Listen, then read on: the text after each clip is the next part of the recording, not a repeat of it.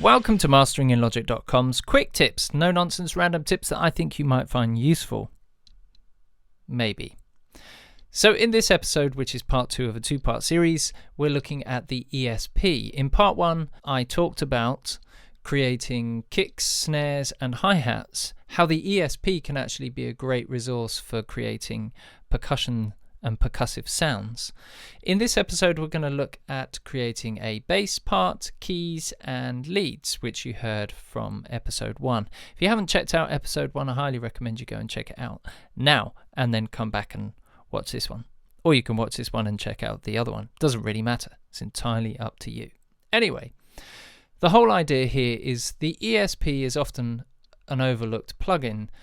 It's very easy to reach for some of Logic's other sort of more substantial plugins, which have a greater number of features, or even third-party plugins that you have spent your hard-earned cash on.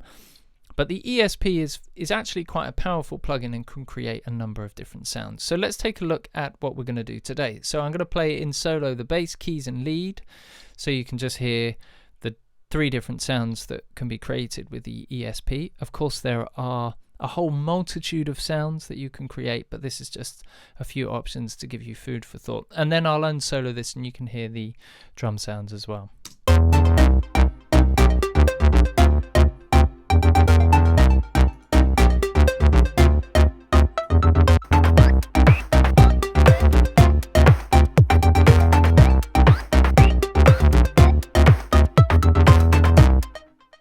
Okay, so there you go. Let's crack on. Okay, so the first thing we're going to do is look at how I created the bass sound and give you a few ideas that you might want to play around with when you look at the ESP yourself.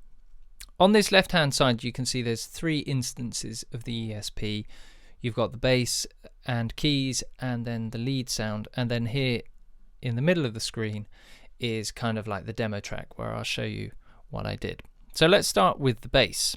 Let's take a look at this from the left to the right. So starting on the left hand side, you can see it's set at 16, which is the lowest octave. This is in foot, so 4 foot, 8 foot, 16 foot, just like a church organ.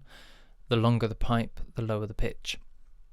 And then we have our various waveforms here, and then our frequency section in the middle, which is rolled all kind of down to about 50%, and then the resonance is all the way off, and then the ADSR is just a kind of a mixture just to get the sound that I was looking for. So let's come over to the one in the middle and we'll take a look at a couple of different things.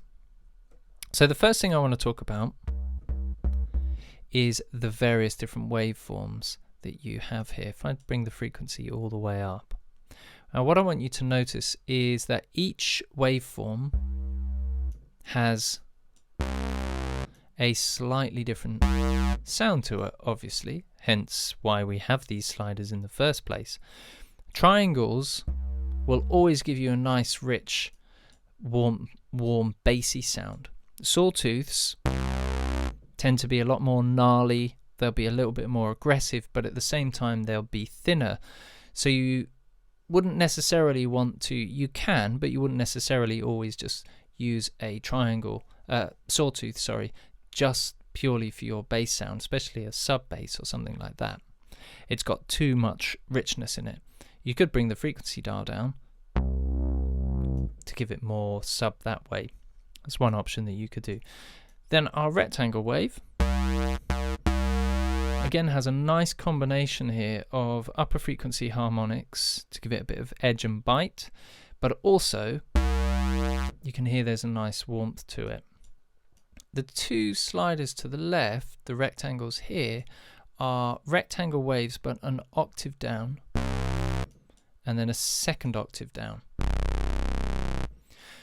So when you have this set to 16, you may not necessarily want to, depending on how low you're going on the keyboard, you may not necessarily want to have this one in use, because you'll end up with a really horrible, muffled, mushy sound. So for my bass line, and for yours, when you play around with this, it's really just a combination of putting the sliders and mixing them into different positions.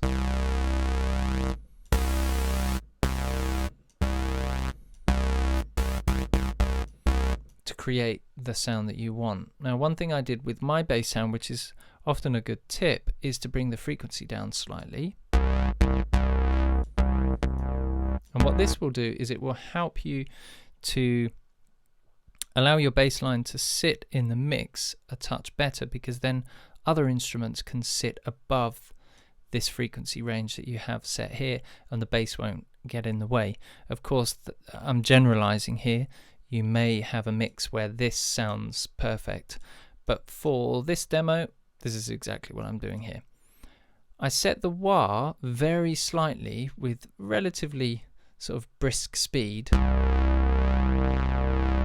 And what that does is it helps to pulse the sounds. I'm not doing it for effect, I'm just doing it to give a slight amount of movement in the mix. One thing for bass sounds that's really important, with the resonance will always decrease the perception of bass the more you increase the resonance. So if you want to keep your bass sound bassy, then you want to keep the resonance at its minimum. Alright, so I'm going to move on to this section here first before I get back to the ADSR INT and show you why I set my attack to a slightly longer time than coming straight in. So I set everything up kind of just about like this.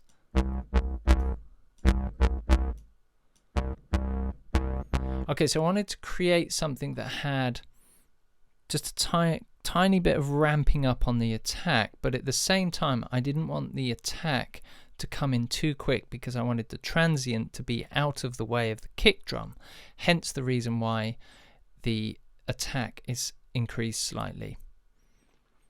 So this section here responds to the amount of pressure that you're applying, the velocity value that you're applying when you hit the key. So if I do it like this, turn it right off, no matter how hard I hit the key, I'll always get the same frequency response. If I bring this up and the velocity filter up, I can change the amount of frequency gain that is being applied based on how hard I'm hitting the key, and it's a great way to actually create movement in the mix. So let's take a listen to the kick and the bass sound with the final one, and it's this one here that we're looking at.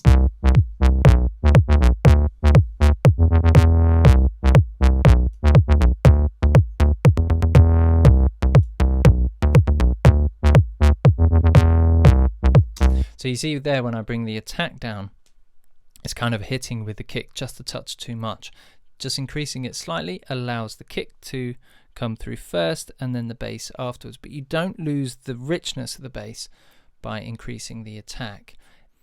Alright, okay, what we're going to do now, let's move on to the keys and the lead sound. And I'm going to talk about the lead and the keys based on just the keys section, because if you look at the setup here for both sounds, I've gone for an identical sound completely. Sorry, just checking this. Yeah, completely. It's exactly the same.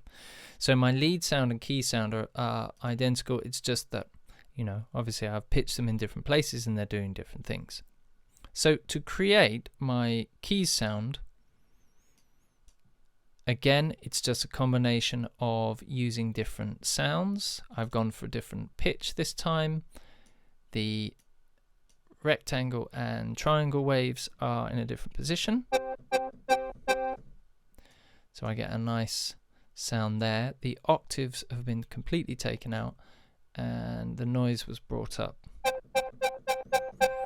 just to give a bit more bite and edge to the sound. frequency response is pretty much in the same place as the bass, but of course it's not going to sound like the bass because we're here in this octave here.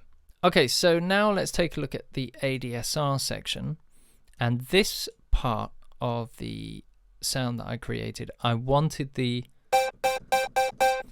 transient to kick straight in. So the way I did that was obviously bring the attack down and then just really adjust everything until it was just where I wanted it. Let's listen to the keys.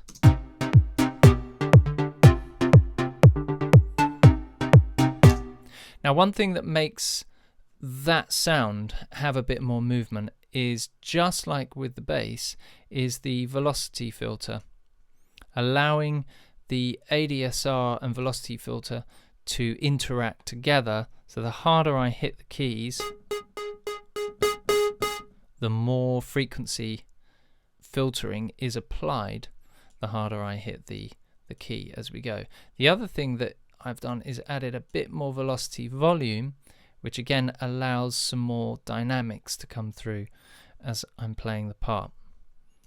Chorus is an important part in this one because it spreads the sound out. With the original bass sound, if you notice up here, you can see the chorus is at 0. So we get a nice strong mono sound. But for the keys, the chorus is increased, and that gives a nice stereo feel to that. And that's really it. That's a really simple way of creating some interesting sounds with the ESP, and I highly suggest you go and have some fun with this because it's a great little plugin that you can create a whole host of different sounds from. Anyway, thanks for watching, and I'll see you soon.